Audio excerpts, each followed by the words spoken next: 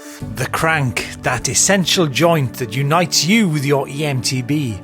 Cadence, leverage, power, it all goes via this intersection between rider and bike. But just how much does the type and length of your cranks affect the performance of your eMTB? Less pedal strikes, better power delivery, and how about how they affect just how your eMTB handles? Well, to answer that question, welcome to Portugal, folks. We're with the Miranda factory race team. We've got all the cranks. We've got the engineers, the mechanics, the factory racers to try and answer the question about crank length.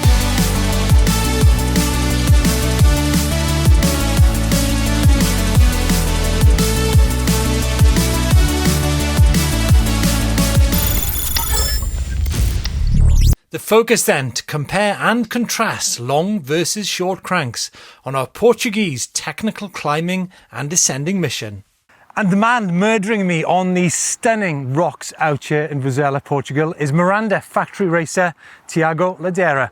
Tiago, does crank length matter in a nutshell? Yeah, for sure. Depends of your where you ride, what your style, but for racing, it's really important. Obviously, factory riders are a bit of a breed into themselves, and most of us become used to riding and replacing the crank that actually comes fitted to your bike.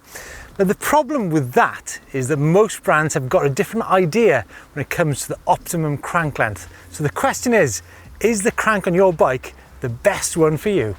Now, the great thing about Miranda, and that's part of the reason we jumped at this opportunity, is that they offer a massive range of crank lengths and types for all the different e-bike motors, such as Bosch, Bros, Yamaha, Vouzela, TQ, you name it, they've got a crank for those bikes. Do you know what? I'm really looking forward to doing this head-to-head on cranks because I've actually never done it before. But what I do know is that you guys over the last 4 years have been continually asking us the question about what is the optimum crank length. So before we go into the cranks themselves, let's have a look at some of the other factors that affect the crank that's fitted to your bike. Okay, now before you consider whether to change your crank length, I would say there's possibly about 6 or 7. Anyway, where were we before we were interrupted by factory racer Tiago LeDorean doing some laps here in Vouzela? Yes, what I was saying is I think before you start thinking about changing your crank length, there's a lot of other things to bear in mind, and I think there's probably 6 or 7. The first of those is possibly the bottom bracket height. Now, obviously common sense would tell you that a lower bottom bracket height might be prone to pedal strike more than a bike with a higher bottom bracket height. At the same time, you could argue lower bottom bracket, bike's better at cornering. Number 2 is the suspension design of your bike. Now, you could argue in theory that a progressive suspension design is less prone to pedal strike than one with a linear design. But it is linked to the third factor, which is actually the shock or the shock tune on your bike. Now, again, in theory, the shock tune should be very closely linked to the suspension design of your bike. Now, I say in theory because not always will your shock be paired with the suspension design of the bike. And that's down to the brand or actually the designer of the bike. It's a bit of a can of worms, that one for sure. There are obviously many other rider and terrain-based questions that need considering. Now, many brands fit a mid-range 165mm crank because, well, it suits most people and most riding conditions pretty well. But if you're talking performance, be that a crank for rides for a long duration or for technical climbing, or indeed for different rider heights, then it's possible you might want to explore some fine-tuning of your crank. Right, let's get moving. Now, as I said, we've got a ton of cranks, we've got pro backup, we've got the riders, mechanics and the engineers to help us answer this question. So let's get moving. Now, Nelson has actually fitted me out with some 165 cranks, the Delta crank from Miranda, to get moving. So right, let's get up this hill, or should I say, let's try to get up this hill. I'm in the bottom gear, turbo mode. This is a big bank.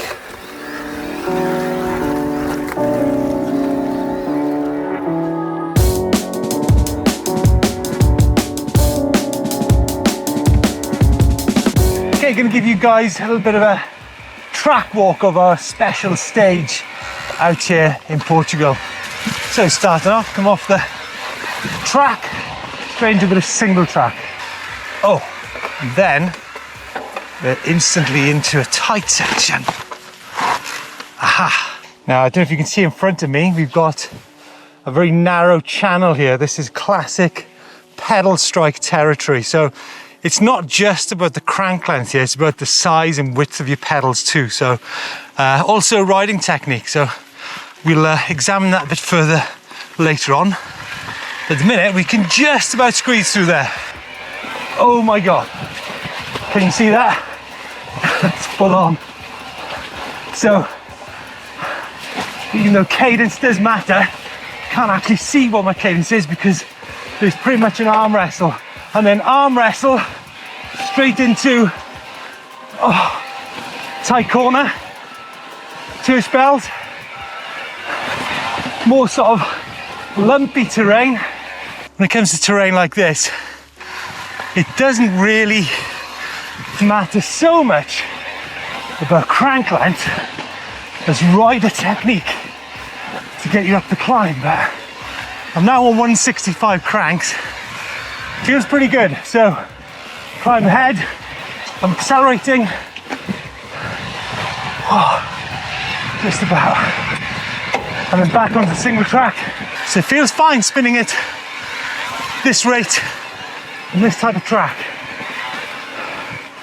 Right, it's going to section this part of the climb into 3rd gear, turbo mode. It's going to compare how several cranks operate in such a place.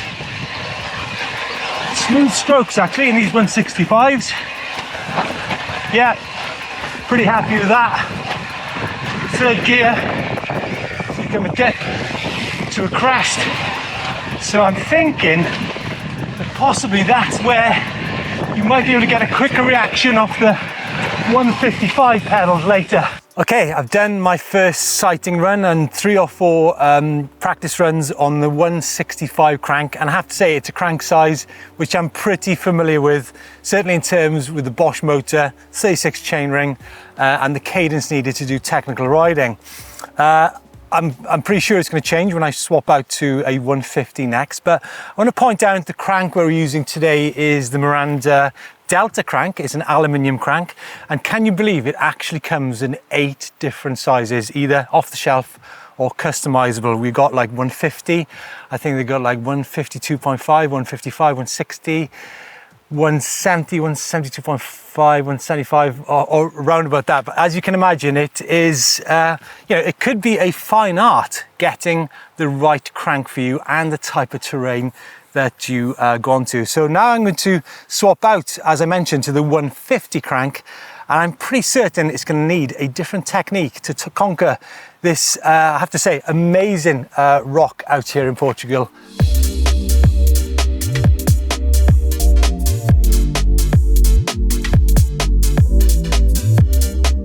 Well, I think initial reaction is often very important. I mean, same gear, it just feels lighter.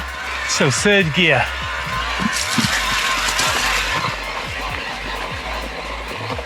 Yeah. Obviously rider technique is still important. Okay, so tight corner. Failed miserably last time. Oh, heck. I actually got round there. I think that was more fluke, to be honest, guys. It's a steep section. Believe me, it is steep. Yeah, do you know what? I think I'm into it.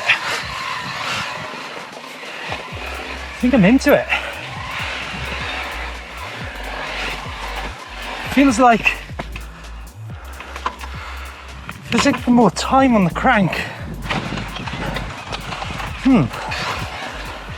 Rock out here in Vouzela is incredible. Fantastic place to do some back-to-back testing. Such things as these little steps, I don't know, they just feel a little bit easier to accomplish. I mean, this here, that's a steep bit of rock, honestly. So cool.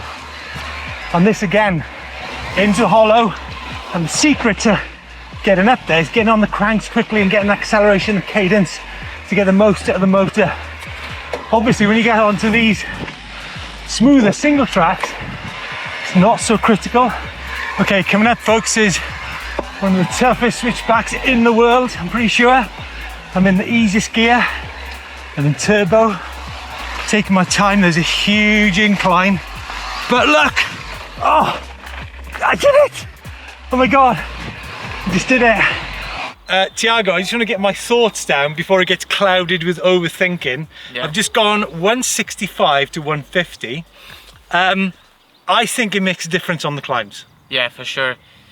For sure you will feel the difference because you can go more faster, more cadence, more power than the bigger cranks. Yeah, for sure. But I think ultimately, my thoughts are, you've still got to balance your gearing, your body position, your line choice. It all goes in together, doesn't it, really? Yeah, for sure, because you need to have grip on your rear wheel, but at the same time you need to move your weight for the front. Yeah, keep the balance. Other way you go to the back. And for sure the gear and the crank, but I think the crank is the most, the key for everything. My thinking in a minute is like, I'll probably go more towards the shorter crank, but obviously e-biking is not just about climbing, it's about descending as well. Yeah. But I think I can get away with the short cranks on the descents too. Obviously you've got probably more stability when you've got a longer crank, but I think you can get used to the short crank, can't you? Yeah, because I think it's when you change for the small crank, you will feel really the difference. But I think it's a question of the time. If you do some descents with the small cranks, you will be good, and after you don't feel the difference. What was funny is, that switchback, I think because there's like I managed to get up the switchback, but coming down the switchback, you've actually got a bit more space to kind of, to maneuver yourself through it. Yeah, for sure. So I think in certain situations, it's actually good in a down situation as well, do you think? Yeah, I think in the switchbacks too, because you can have your foot more on the weight of the bike and you can pull the bike more easily. There you go, words of wisdom from a top EWS e-racer.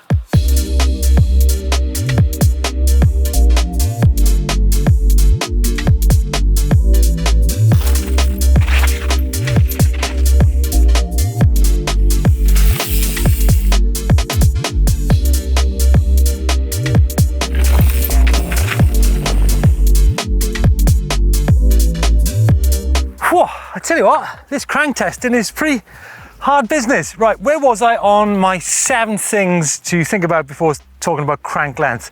Right, geometry, obviously my favorite subject. What affects the geometry and the cranks, right? What I'll say is your seat tube angle. Now, if you think about it, if your seat tube angle is too slack, it's going to push your weight rearwards, which is actually going to have more leverage on the shock, which is going to push that bottom bracket down to the ground a little bit easier. Secondly, chainstay length. Obviously, if you've got too short or too long a chainstay on your bike, most bikes today are around about 445, 450 anyway. But as I said, if you've got the too short or too long, that's going to put an unnecessary weight distribution in the wrong part of the bike, which in turn is going to affect how much that bike compresses. Moving on to my next point is your tyre width. And if you think about it, a 2.8 tyre and a 2.3 tyre is going to have an effect on your bottom bracket height as well. And hence the crank length.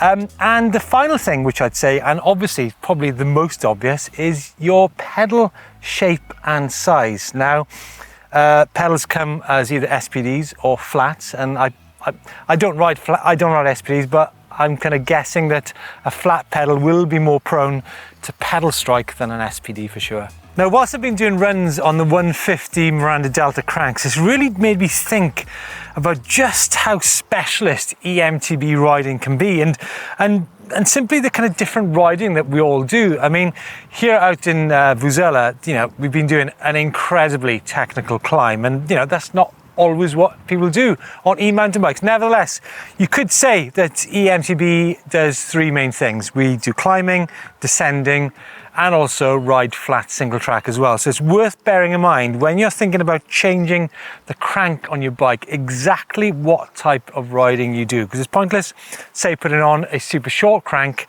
if you're riding fire roads or flat single track. So, but yeah, some really interesting details and findings on that 150 crank, which I'll come to in a little bit. Okay, now, couple of interesting points about why people normally change their crank size, and one of those is pedal strikes, either with corners or with something which I'll come on to in a second. So as you can see, you've got a flat low part at the outside of the corner. Inside we've got rock here, which is, you know, obviously going to strike the pedal, so the higher the pedal, the less prone to pedal strike. But if I move up here, this is probably what people most associate with pedal strike, narrow gullies like this. Now, obviously, the narrower the gully, the more likely you're going to strike the pedals, but there comes a point where you cannot actually pedal through a gully because it's too narrow and it's too steep. So don't get confused with short cranks and things which simply aren't doable. Oh, guys, do you know what? Having spent quite a bit of time now on the 150 crank, it's really got me pondering. I do believe on technical climbs, the short crank is better. It gives you more time. The cadence feels better. I think you can anticipate the steps better with the shorter crank. The ride feeling overall, I believe, is better. So that for me, that's a definitive. But it's actually left me more questions. You know, we've got a ton of other cranks here.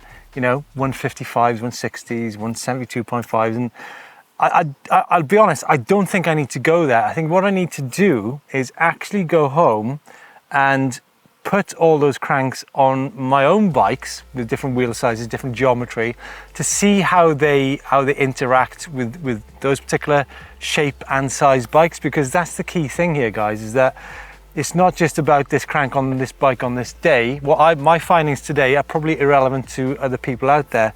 But at the same time, don't think that a shorter or longer crank is going to hide, you know, inadequacies in your sort of line choice or your technique when you're climbing, because it's all part of a system, like, you know, the geometry stuff and the frame, which I mentioned earlier. But is the riding part of the equation is super important, because you need to be in the right gear, in the right mode, in the right part of the bike, and the right line choice to conquer climbs. That's what's going to matter, not just the crank in itself. So a few things there for you to think about.